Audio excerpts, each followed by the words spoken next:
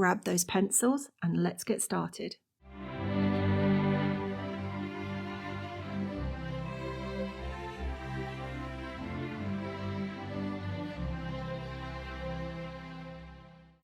Okay, the first thing I want to do, so I've just moved this, moved my paper around just to protect it, and I'm just going to work on this letter for a minute now. And the first thing I want to do is to take the nugget, and I'm just very gently going to go round the outside of this drawing that we've got here, just really, really gently, almost sort of like using little dashes.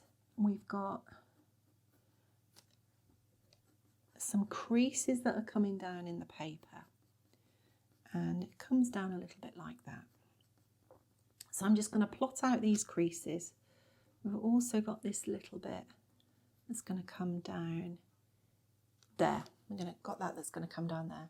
So what I want to do in this area here, I'm going to work on this area first. I'm using a little bit of cold grey 1, and I'm just putting a dusting of the colour into this area.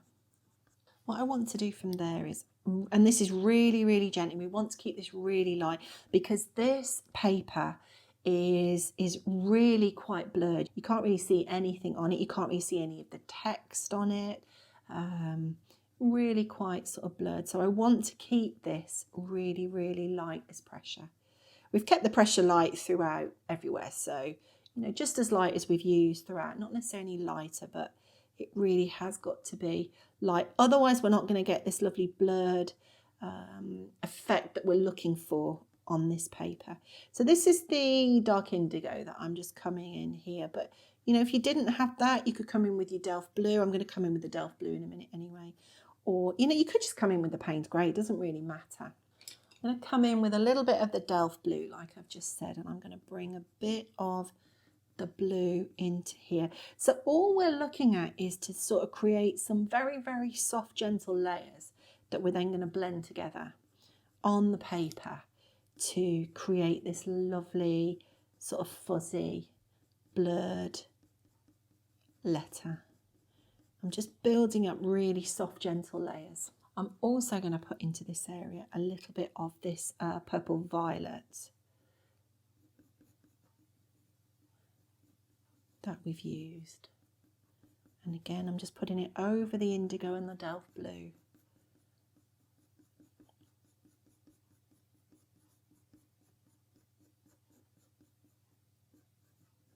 So that I can build up some of these colours. What I'm going to do then is to go in with the paper stump. Now you could go in with the paintbrush, that's absolutely fine.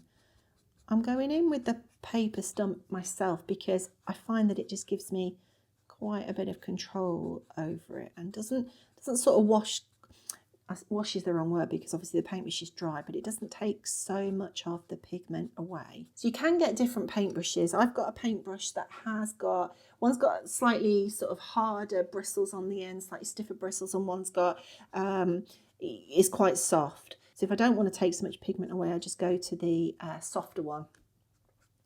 And obviously vice versa. If I want to blend a little bit more, I use the one that's got slightly sort of harder bristles on the end. But I like the paper stump for something like this because I want to, as I said earlier, I want to use the pigment that the paper stump's taken off here. I can use to tint these areas as well. So I do find the paper stump quite useful, and the cotton bud would do that as well. I'm going to go in with the silver grey from the Luminance from here, but you could go in with the cold grey 1 or even cold grey 2, whatever you've got really, just something to blend this area. And then I'm just going to take my kneadable eraser and just add a highlight on this one side and also just down there a little bit. And like I say, this is all really, really sort of blended and diffused, you know, it doesn't have to be exact. I'm coming down the outside with this purple violet again, really light application of the colour. It doesn't really matter whether I use sort of little dashes, little circles, as long as I've just got a nice even bit of coverage and it comes around there. So Santa's hand's going to make a little bit more sense now. And then what we've got is we've got a little bit of a crease that comes about there off the end of that. And I'm going to come in onto this bit again, really, really light pressure.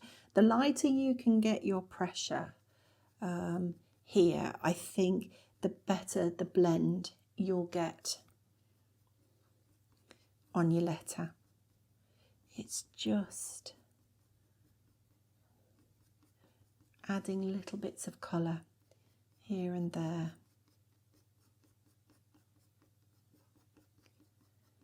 So I'm just going to come in with a little bit of Payne's grey there, and then I am just going to go back to a little bit of this, just drag this purple out off the edge here.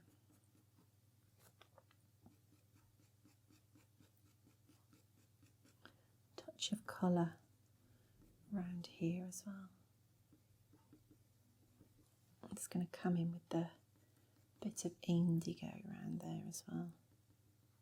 Just going with a bit of indigo and just a little bit of Payne's grey on that corner as well. Coming back in with the nugget up on the top up here.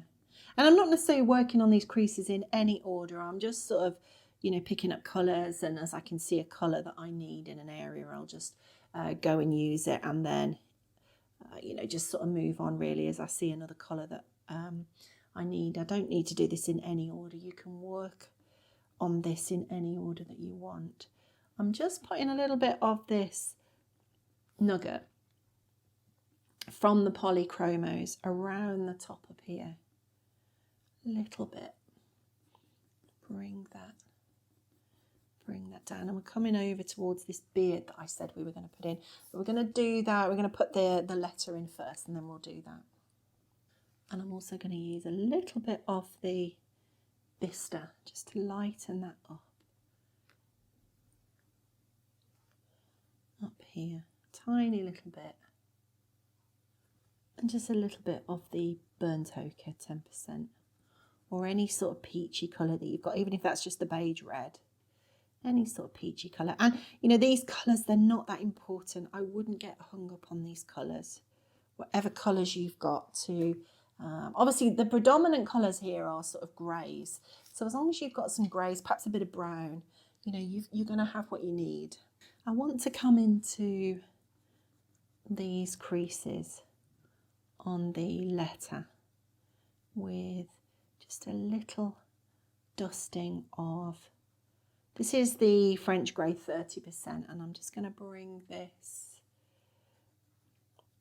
around here. I'm pressing on so lightly that you'd think I wasn't actually touching the paper. That's how light I'm pressing on. And I'm just using little circular strokes. So it is just a tiny little dust of pigment on the paper. That's all I'm doing.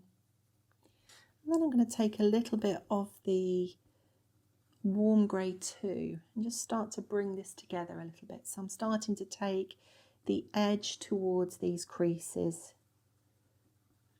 where I can see that it's sort of warmer, where I can see the brown colours or the brown tones.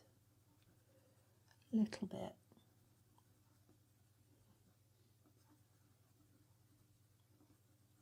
But if you only had cold greys for this, if you didn't know what your greys were, I don't think it really matters. It's still going to look like a bit of old paper that's, you know, really sort of blurred in the background. So definitely don't get sort of too concerned with the colours. You could just do it all in one colour, to be honest. You could just take a grey and, you know, do it all in one colour. A lightish grey, that would work. I'm going to use a little bit of the cold grey. This is the cold grey 2 now, here. Down this side, where I can see that the greys are turning a little bit more blue. Come in and follow this around. And if you're not sure that you're going to be able to keep your sort of pressure with the pencil, I mean, I would imagine by now, if you've gone through the whole Santa tutorial, if you've drawn Santa by now, I would imagine that, you know, you've definitely got your pressure sort of, you know, you've had lots of time to sort of practice the pressure. But if you're not sure, the best thing to do is to just practice this on a little bit of paper before you do it on this letter, because if you sort of use pressure that's too heavy, you're not going to get that sort of blurred look that we're trying to achieve. So if you're not sure at all, it's just worth practicing on a bit of paper. And as I've said in other parts of the tutorial, I don't know if you can see that, you can see under there that I have got this little angle. I put this little angle on the end of the pencil. Can you see that? And that's what I call my chisel tip. And that little end on that pencil, that little flat end, just gives me nice, even pressure. When I'm sort of trying to put lots of light pressure on like this, that's the sort of tip on the pencil that I'm looking for, that little chisel tip. And I'm just coming around. I don't even, you know, necessarily have to follow all of these creases in the paper properly. Just as long as there's just a few, you know, bits that look like a crease. I'm just coming back in with the warm grey here, where for me I can see that it's a little bit warmer, and then I'm just plotting in a couple of extra creases here, and then again in with the warm grey, just bringing this down and just adding a bit of colour. I'm going to go back in with my paper stump, but obviously if you wanted to use the cotton bud or the paintbrush, that's absolutely fine. I'm just going to blend this out again. And when I'm using the paper stump to try and create this really sort of soft, fuzzy, diffuse sort of look that I'm looking at, this a really blurred sort of piece of paper that's here, I find the larger paper stumps are actually better. If I was to go to a very small, tiny paper stump, it could leave sort of quite harsh marks on the paper, and I don't want that. I want a nice big surface area to create the nice sort of blend that I want. But like I say, you could use a cotton bud or a paintbrush, whatever you've got. Bringing this colour out from the, you know, the darker areas that I've put in, just using it to tint other areas of the paper too. And that's what's going to give me a nice diffused sort of finish to it. And because I've pressed on really lightly, you can see that this pigment moves around really, really nicely, because I've just sort of put it on top of the tooth of the paper, of the Pastelmat. I haven't pushed it into the tooth. If I'd have pushed it in, it would be a lot sort of harder to move. And I don't want to press on hard with the paper stump or the paintbrush or the cotton bud either. I want to keep it on top so I can sort of move it. I don't want to scrub the pigment into that Pastelmat. So we've started to sort of tint the paper a little bit. What I'm going to do now, before I add any extra bits of shadow or extra bits of colour, I'm going to start to think about putting the text in.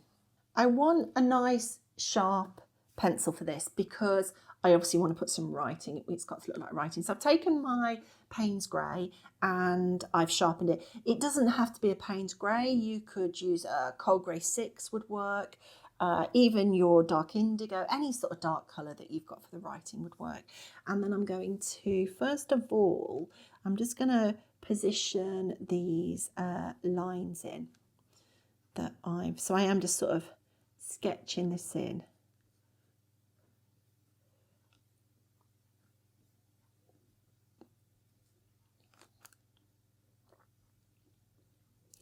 Where there's a little crease, where we put those creases in, I have just sort of put a little wrinkle in the line so that it just looks like it's going around the crease. So we've not got a line that's coming down on this side. So what I'm going to do now is just sort of very sort of gently plot these lines in. There's another one that's coming in the middle. I mean, it doesn't have to be exact. I'm just, you know, popping a suggestion of the whatever this line is. I don't know actually.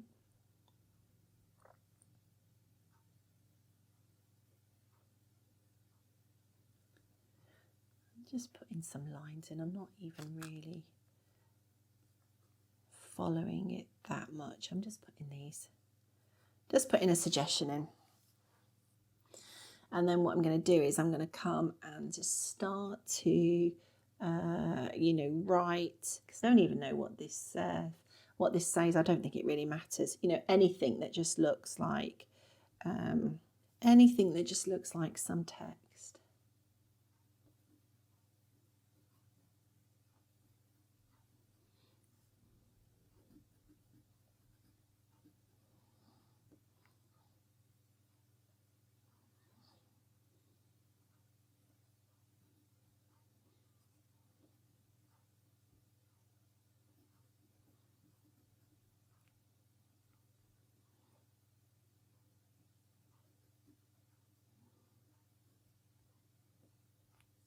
So I put a little bit of text in there, and I'm also just going to come in with a little bit of crimson that we've used earlier. That just looks like there's something that, I mean, like I say, I wouldn't worry about, you know, trying to get it exact. I don't think you can really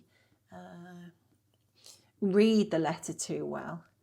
I think it said something like, Santa, could I please have for Christmas? And then love from, I can't read the name. It was something like that. I think that's what it says. I'm going to come into this area with a little bit of the Bista, just to bring this together just a little bit. I've still got this bit to do over here, so don't think I've forgotten about that bit. And then I'm going to come in with a warm grey 4 and just bring an extra little bit of sort of darkness to these creases in places, just a little bit. Bring that down. And as long as it's light pressure, you can sort of pretty much put what you want where you want to put it, you know, in terms of text, and put your creases in where you want it as well. It's just a little bit of texture. Okay, so I'm just going to go back in with the paper stump and just blend this out again.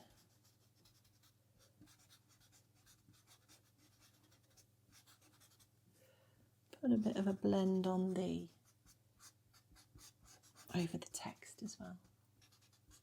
I guess that's some sort of like official stamp on the letter there. I'm not too sure about that, but I've put that in, but you know, you could just miss that out. I don't know what it is. Probably the official North Pole stamp, I should think. And then blend this over as well.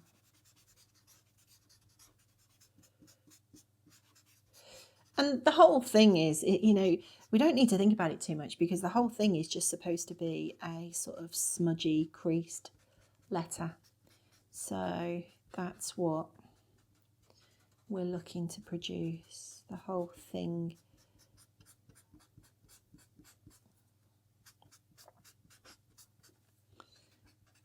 is just a bit of a blurred out letter. I've put extra. I think I've put one extra line in there, haven't I? But you know, I'm not worried. It doesn't matter. Just a bit of text.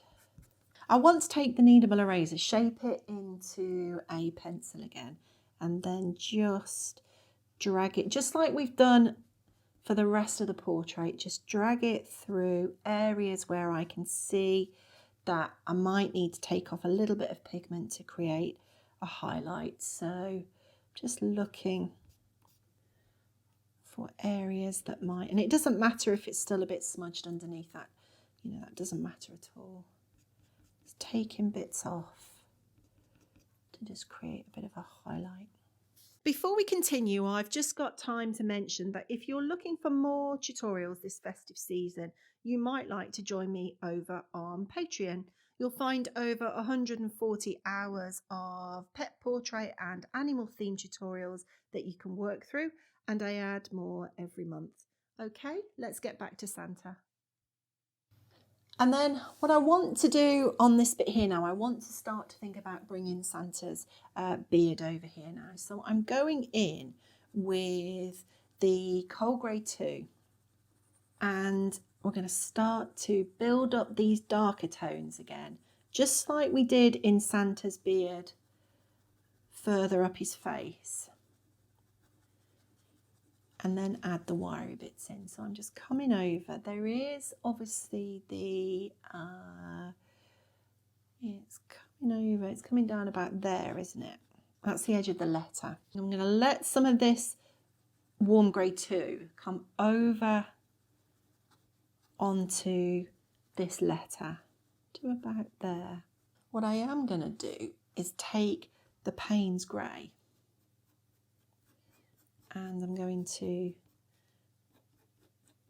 bring it into this area, this dark area between the letter and his coat. His coat's going to come over here a little bit, and then I'm going to need a nice straight line there, so I'm just going to draw that down.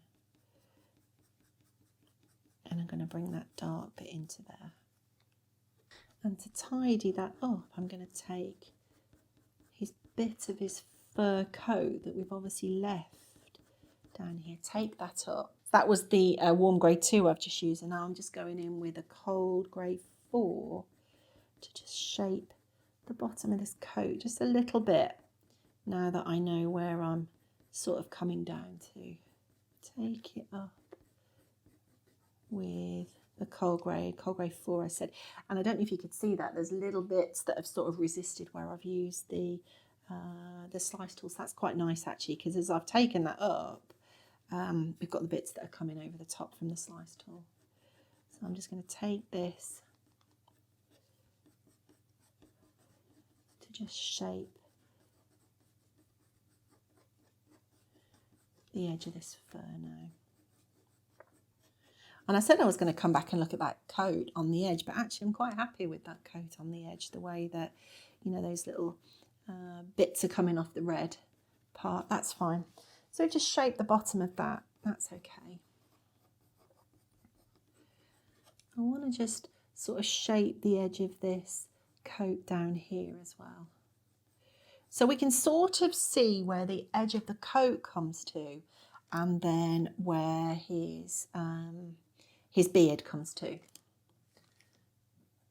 There's a little bit of sort of dark coming over here as well on the edge of this beard here, the edge of this letter.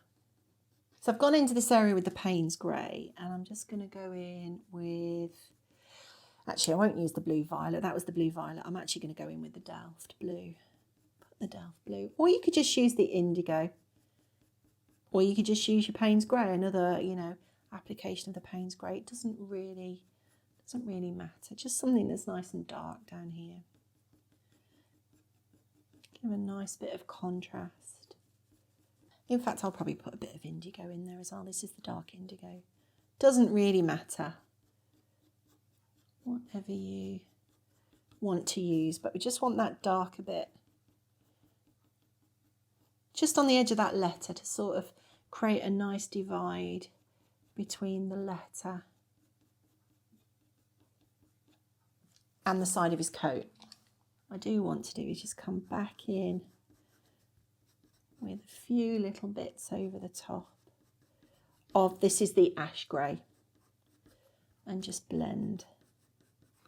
Okay, so I've moved the camera up just so that I can see his beard, and I just want to come down and put this last little bit of beard over this letter, and then we'll be pretty much there, I'm sure. So I'm going in with the Payne's grey and just putting a little extra bit of detail on the bottom of this beard that we've already put in. Just coming down with the Payne's Grey. You could use the dark indigo, you could use the Delft blue. I've decided I'm going to go in with the Payne's Grey. And I'm going to start to bring this around here. Really light pressure coming in with the Payne's Grey over this edge of this beard. So bringing it round and curving it down. And letting it sort of come down onto this side of this letter a little bit. Really lightly.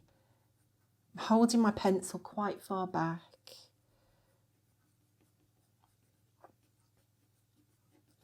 And just darkening this area. There's quite a sort of there's quite a blurred area between the beard, the letter, and the side of this coat, this sort of white collar that we put on. And that's okay. It's all got to be quite sort of blurred. We don't really know where, one starts and one stops, and that's absolutely fine. So I'm coming in with this darker colour really lightly. Just going to tint down the bottom of that letter as well, actually. So I've put a little bit of the Payne's Grey in there.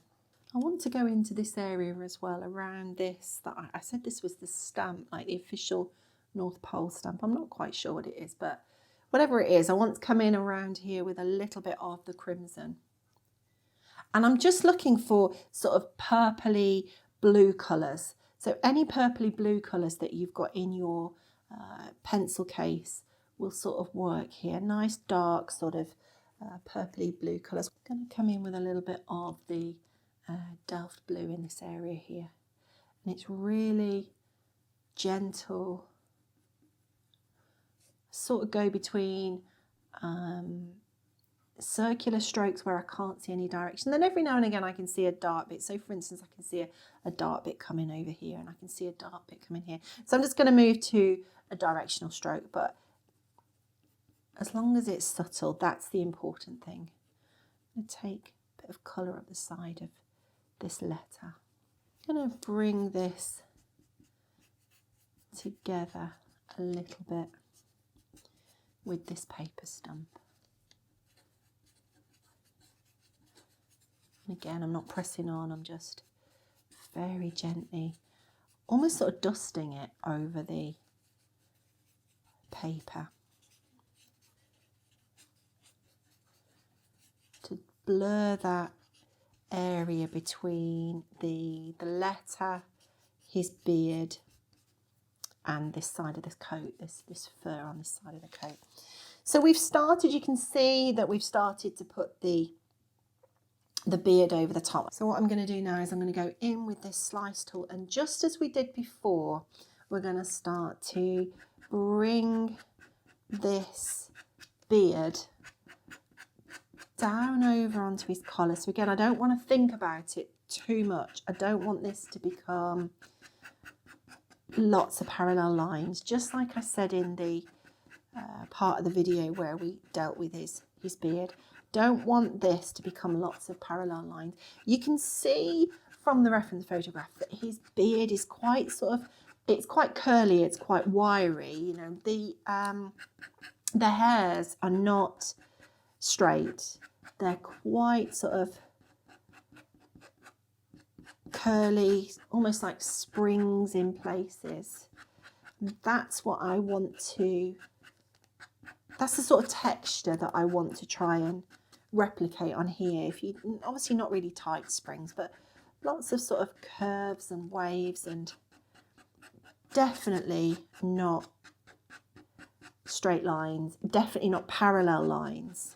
If you think about it too much, it'll start to become too sort of uniform. And his beard is actually sort of coming over this dark bit and coming down here. That's where it's going to go. It's coming over onto the letter, obviously. So I'm going to bring some over on the letter. And then I'm just going to start to thin it a little bit as it comes down.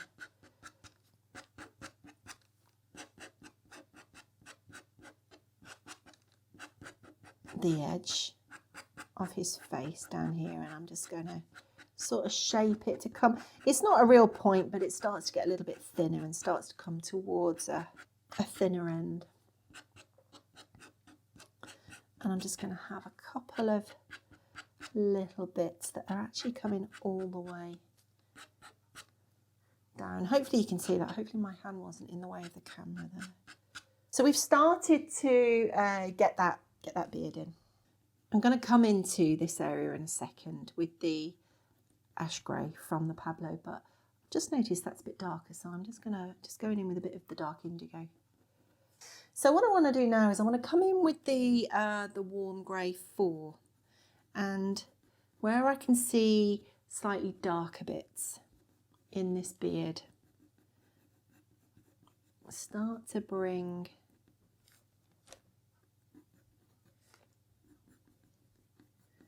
some sort of darker bits over. I can create, again, little sort of curls, waves, whatever you want to call them, little wiry bits. I can come around and over with this dark pencil, and where I've put the slice tool on, or if you've used a craft knife, it will resist it. I explained earlier that the slice tool just sort of resists, creates little channels that then resist the pencil. So I come over with these darker bits, and I'll still preserve those little lighter bits that I've just put in with the slice tool. Making that darker here and there. I don't want to put too much in. Just want to, lighten it a little bit. I can just pull a few highlights through as well, and I'm going to do that just to create an extra little bit of softness. So I'm shaping my kneadable eraser again, and I'm just bringing that over, more to sort of pick up the fur really, rather than the beard. I'm just sort of picking up this fur on this collar, and just taking a little bit of the beard away where I want the fur collar to show up a little bit more. And then I'm going to take the warm grey 6 and add an extra couple of little bits coming off the edge for extra sort of dark hairs. He's got some dark hairs in this beard as well. It's not just all white. So I just want to create an extra few dark bits, just a little bit more interest. Couple of stray hairs which are darker. Not much, don't want to overpower it with darker hairs. It's just an extra couple here and there.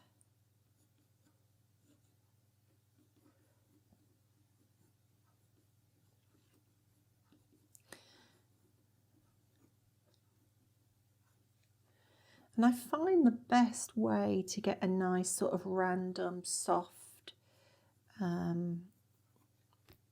feel to these darker hairs is I do exactly the same if I'm putting like eyelashes or whiskers, or even like wispy bits of a mane on an animal. I just hold the pencil quite far back, tip it on its side so that really it's just sort of rested in my hand, and then just just keep twisting it.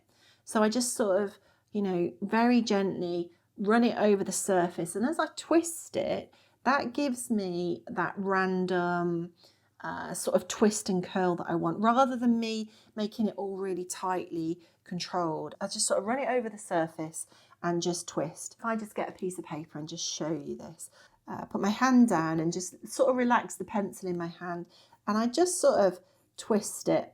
Not really, I'm not actually holding it with my thumb. I just sort of twist it with between my fingers, and it just creates a nice random sort of feeling of hair that's not too controlled. And I find that quite useful. I find it quite useful for doing sort of like whiskers. So if I need to, do a whisker that might be a little bit crinkly, or, bits of stray mane, for instance. So you don't want to put lots of pressure on bits of stray, hair, whatever you need. I just find that it just sort of let it go and relax it, and you know, just let the pencil almost sort of dance around the surface really. And then I'll just hold on to it a little bit tighter to just put these bits in here.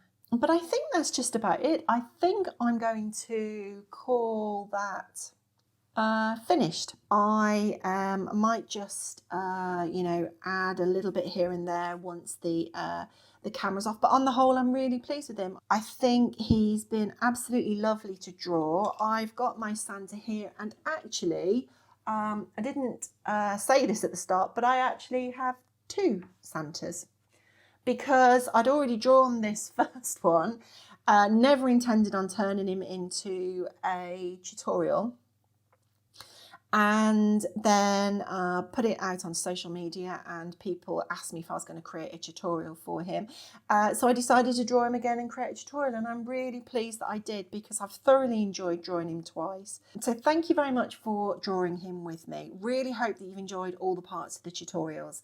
If you have enjoyed him, don't forget to give him a thumbs up. Don't forget to subscribe before you leave. I put out videos here on YouTube regularly, at least every week, so always lots of new content coming out. Don't forget to leave me a comment to tell me what you call your Santa Claus and any Christmas traditions you have. If you've got any questions about drawing Santa, then obviously you can leave a comment below and I will come back to you as soon as I can to help any way I can there too. So that's it. I think we'll leave it there. Thank you very much for drawing in with me. Thanks for joining in, and I will hopefully see you in the next video. Have a lovely Christmas, have a very happy New Year, and I'll see you soon. Bye for now.